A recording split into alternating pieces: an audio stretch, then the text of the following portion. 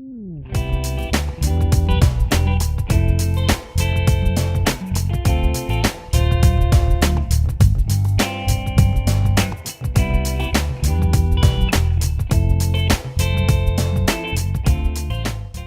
put a healthy round of applause together and welcome Derrick, Weston, Brown. Show him some love, show him some love. Yeah! All right, thank you very much. Before I even read this piece, I've got to share like a little bit of OPP, otherwise known as Other People's Poetry, from a very wonderful poet of mine who was also a multiple cancer survivor named Lucille Clifton. And it's just a little bit of a note from a poem that says, "Come celebrate with me that every day something has tried to kill me and has failed." Lucille Clifton.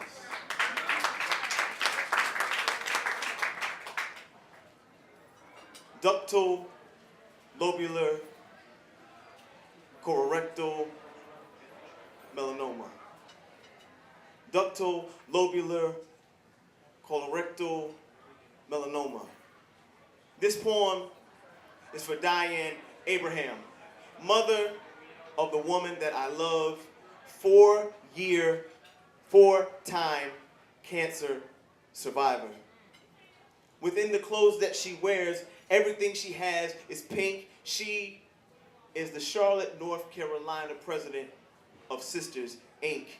She supports her survivor sisters, sends out emails, makes phone calls, calls them up to see how they are doing. At the same time, she juggles in between her own struggle, the choreography of chemotherapy and upset stomachs. She battles in her sleep, wakes fighting back dreams of a white wave that waits to flood her body. When she wakes, she fights back the dream as much as she can, beats it back, beats it into submission, into remission, hoping to continue her life on. Colorectal melanoma. Thinking about my own grandfather, adopted at most, Robert L. Hobbs. When cancer came to creep up on him late in his life, it found a man of which it could not put fear in his heart.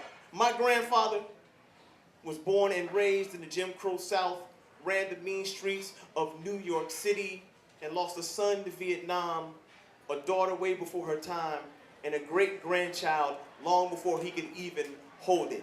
He built a house with his bare hands and an 8th grade education, and also with his own self-taught electrician intellect. Please understand that when I met with him the day he told me what was going down within his body, and months later, as we sat on a bed in hospice, I looked him into his eye and asked him point blank, "Granddad, are you afraid of dying?" He looked at me calmly, without a tear in his eye, clear as a lake, and said, "No." At that point, I realized that my grandfather's own type of cancer that lurked within his body, this frosted white type of thing that hid in his lungs, didn't kill him. My grandfather, as he always said, he would leave when he was good and damn ready to leave. Cancer did not kill him. Ductal, lobular, colorectal melanoma. This part of the poem is dedicated to my grandmother, Jessie C. Deans. At 87 years old, she was diagnosed with breast cancer. At 87 years old, my grandmother was super active, went to swimming, aerobics, rode short distances in her own cherry red Chevy Lumina, and at the same time went to church every Sunday looking fly as she wanted to be. But then again, even after those 87 years, when it came to battling that cancer which lurked within her, it was so funny. She was prayed up, loved up, and 2 years later, at 89, she was cancer-free. And we were so very, very relieved and happy. And even though she passed on 2 years later, 2 weeks shy of her 91st birthday, the fact of the matter remains, the cancer did not kill her. She left a survivor. She left cancer-free. Ductal, lobular, Oh, I messed up that part. But all I would say is, again, my grandmother, my family, we all left this earth cancer-free.